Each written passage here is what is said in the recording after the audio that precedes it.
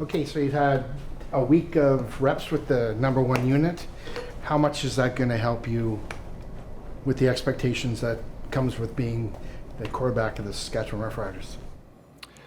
It's gonna help. It has helped a lot since camp last year as well. I've been working with these guys, but to consistently, no matter where you are, when you go with the ones and you're kind of starting a game, that definitely helps with the chemistry. Some guys do different things on different routes, so just being on the same page, I think that's the biggest thing. So the running joke is the favorite player on the Riders is always the backup quarterback. Did you hear any of that outside noise from this really avid sports community? I haven't. No. Don't really know how to answer that, but just being the next guy up in any quarterback room, I'm just making sure I'm always ready to go and being the best teammate and leader I can possibly be. Yeah. Shea, you've started lots of games down south, but with this being your first one up here, how do you deal with the nerves leading up this week on game day, especially even before that first snap? I don't really. I mean, football is kind of just like everything else for me. The only time you get nervous or feel like the nerves are too much is when you haven't put in the work. But I feel like that I've prepared myself, and the coaches have prepared me, and everybody in the room's prepared to play. So I think the nerves just might be excitement, ready to get out there and play with my brothers. But other than that, it's more of an excitement. Where's the confidence level at in terms of running the offense? Is it wide open for you? You have chemistry with the receivers. Obviously, you've been around, but where's your confidence level at heading in? Confidence level is high. I put in the work. I'm ready to go. I know our team is ready to go.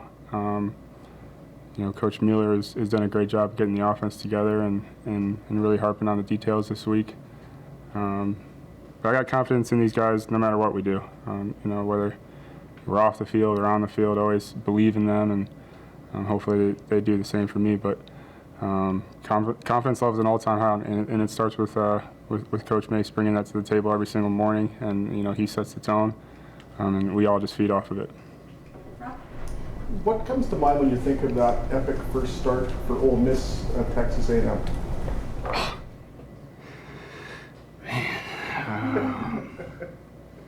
So I just got big into just prayer and meditation over the past couple of years, and that's one moment that I always look back to, and I'm very grateful for. I'm grateful to have experienced that, especially as first start. It was an awesome feeling, and this could be I got a similar feeling this go around, but it was just a lot of fun. Texas A&M, they were 8th in the country, and then Myles Garrett coming off the edge every play. So it was really fun. That stadium was awesome, loud, rocking, great energy, and I feel like this is very similar up here at Mosaic, and just the atmosphere. The atmosphere, I'm ready to feel it and thrive off of it with my teammates. And then for that game to turn out like it did, is that virtual Hollywood material? I don't know about virtual Hollywood material, but I was a freshman back then, and we had a lot of seniors on that team, and we had a great defense. Defense made plays. I wasn't perfect, but I wasn't scared either. I'm going to go out there and make plays. That was my mindset going into that game. But I know I'm going out there for the first time, but I also know that I'm going out with a very, very, very good team and a very good group of guys, and we got each other's backs. Shea, your last non-college start came in the USFL a few years ago. How have you grown as a person and a quarterback since that time there? Immensely. I thought I was ready back then. I think I was too. We ended up playing pretty well, but I feel like each step and every opportunity that you have following the last one is you go to another level, and you reflect on that year of preparation, and then you go to the next year and you're like, okay, how can I get better and be ready for certain things. So I've definitely grown. What does this start mean, not just for you, but for the people around you who've supported you through your kind of football journey since Michigan and everything? I'm sorry, can you say that one more time? What's this start mean to not just you, but those people who've been around you, who've supported you from Michigan to this point? It means a lot to my family, and my loved ones, and it means a lot to my close friends as well, who, have stayed with me throughout this long dreaming type career that I've had over the last 4 years. But it means a lot to me too. It wasn't easy getting to this point, and I think the main one that I want to thank is God. So, He's kept Him first through this entire journey, and He's picked me up and taken me places when I didn't think I could go there. So, that's who I'm really grateful for. Shea, your receivers say if they do their 1/12, your offense as a whole is going to be just fine. What do you need to do for your 1/12 to be good for the Saskatchewan Roughrider offense? What do you need to bring on the field? I'm sorry, the 1/12th? Yeah, so you need to do your part. Oh yeah, like I said earlier, man, we're really good all around, special teams, defense, and on offense. I think Coach Mueller's put a great game plan together offensively, and my job is just to go out there and execute it as best as I can. Coach Mueller has expressed the utmost respect and confidence in you this week. What has he brought to you as far as preparation for starting a game with the Saskatchewan Roughriders? The way to just approach it, I think X's and O's wise, he's helped me a lot defensively, understanding defenses and why they do certain things and how they line up formationally. But just from an understanding wise of what defenses do, and just how to think about a play and relate it to other plays and pass progressions. And I think he's done an incredible job of instilling confidence in me. So. Britt, and then Rob, and then we'll wrap. Shea, just have you had a lot of people reaching out to you this week? News that you'd be the starter. Oh yeah, I have. Can you kind of allude to maybe who these folks are?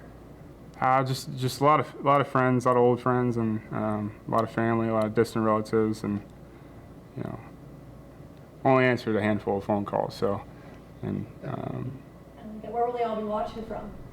I think my family's gonna watch it in Texas, so they'll be probably in the living room, going crazy, yelling at me, cheering. It'll be fun.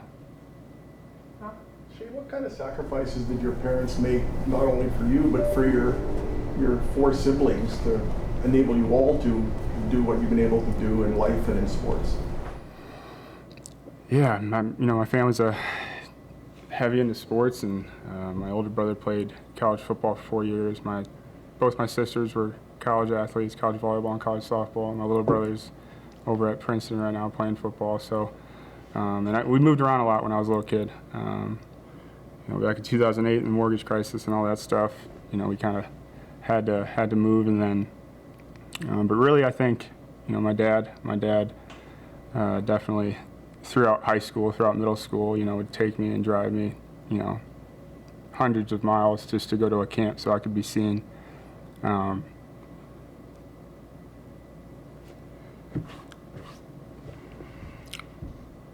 Damn, I didn't think I was going to get emotional. Yeah, so just really grateful for them and